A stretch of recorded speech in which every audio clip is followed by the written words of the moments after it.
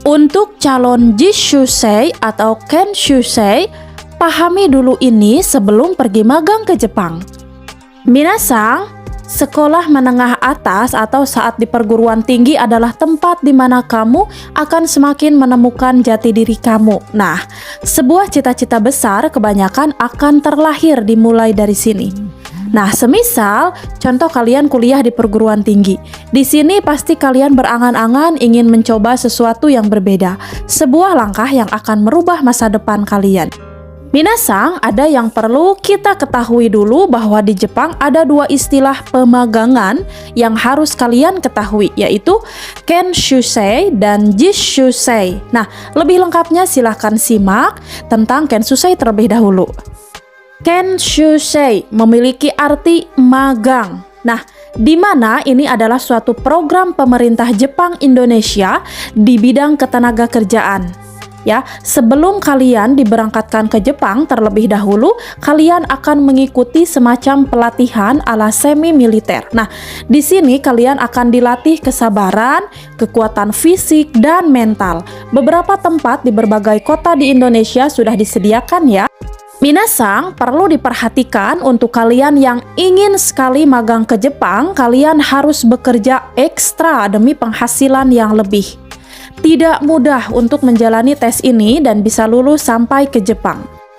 Minasang, bagi para pemagang yang lulus, para calon pemagang akan bekerja selama 3 tahun.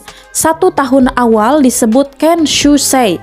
Setelah itu 2 tahun berikutnya adalah masa Jishusei. Nah, sistem bekerja di Jepang sangat disiplin. Jadi jika kalian ingin menjadi salah satunya, maka kalian harus bisa disiplin, bekerja keras dan menghormati waktu dengan baik. Baik minasang, selanjutnya Jishusei. Nah, ini adalah istilah di mana kalian berada pada masa pelatihan sambil bekerja di Jepang. Istilah ini, Jishusei, lebih banyak digunakan sebagai istilah magang daripada Kenshusei. Sangat diperlukan ketekunan yang tinggi, semangat yang tidak pernah padam, dan disiplin yang keras untuk melalui masa pemagangan di Jepang. Nah, bagaimana? Apakah kalian masih berminat untuk menjadi pemagang ke Jepang? Proses seleksi pemagangan ke Jepang dilaksanakan dengan ketat, baik dari pihak Jepang maupun pemerintah Indonesia yang menyelenggarakan program ini bertujuan untuk melihat bagaimana kerja keras dan semangat para pemagang. Minasang, tes seleksi magang ke Jepang menggunakan sistem gugur. Jadi, siapa yang mampu dan memenuhi kriteria akan lanjut, dan bila tidak, maka akan langsung gugur. Meski begitu, jika kalian telah berhasil melaluinya dengan baik, masa depan cerah akan terbuka lebar untuk kalian. Karena biasanya para alumni pemagang setelah pulang akan memiliki disiplin kerja di atas rata-rata orang Indonesia.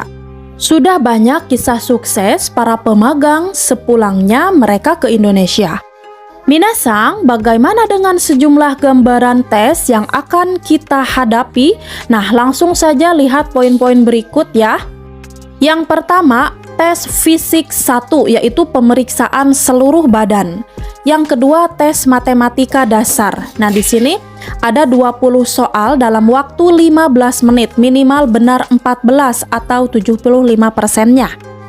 Yang ketiga, tes fisik 2, yaitu lari 3 km dalam waktu 15 menit, push up minimal 35 kali, sit up 25 kali. Nah, bagi laki-laki ya, sedangkan bagi wanita lari 1,5 km waktu 10 menit, push up 20 kali dan sit up 15 kali.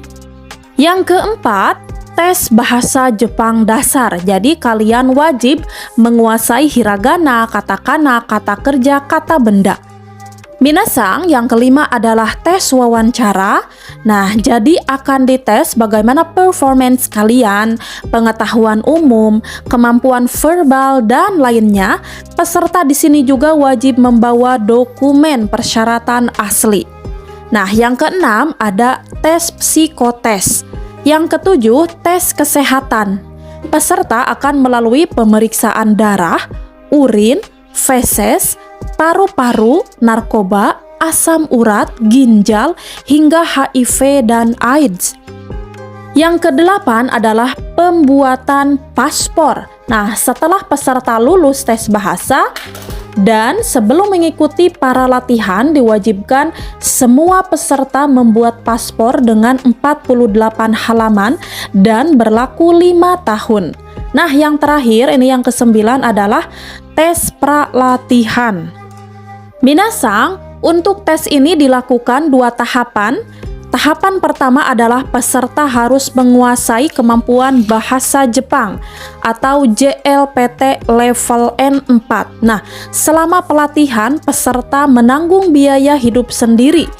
Kemudian tahap kedua, dalam 2 bulan ke depan peserta harus mampu menguasai kemampuan bahasa Jepang JLPT N3. Biaya hidup selama pelatihan ini tidak dipungut biaya. Minasang, itu adalah rangkaian tes yang harus kalian ikuti. Nah, poin terakhir setelah semua tes dilakukan, kalian akan diberangkatkan ke Jepang dan selama 1 bulan kalian akan ditempatkan di training center, yaitu pusat pelatihan plus masuk di perusahaan untuk praktek kerja mulai 3 hingga 5 tahun. Minasang, bahkan buat yang ingin tetap tinggal di Jepang, sekarang mereka bisa memperpanjangnya dengan visa Tokutei Gino. Minasang, jadi biaya total pembekalan hingga lulus seleksi dan lain-lain bisa mencapai 16-20 jutaan. Namun, yang didapat nantinya pasti akan lebih besar dari itu. Nah, banyak memang calon peserta magang yang memiliki kendala biaya pelatihan plus ongkos keberangkatannya. Namun jangan khawatir karena ada beberapa program pemerintah yang bisa membantu kalian untuk mewujudkan mimpi kalian, karena setiap beberapa tahun sekali Jepang akan membuka lowongan pekerja magang dengan target 1000 pekerja, dan hal ini tentu saja bekerja sama dengan Dinas Tenaga Kerja dan Transmigrasi. Nah, ada juga beberapa lembaga yang memberikan kemudahan di mana pembayaran ongkosnya bisa dicicil setelah berangkat dan bekerja ke Jepang. Intinya, Ishiga Aru, Tokoro ni Michi wa Aru. Selama ada kemauan, pasti ada jalan. Tetap semangat ya buat yang sedang berusaha mewujudkan mimpinya. Baik minasang, wakarimashita. Jika ada pertanyaan ataupun masukan tulis di komentar ya. Sampai ketemu di pembahasan berikutnya. Arigato!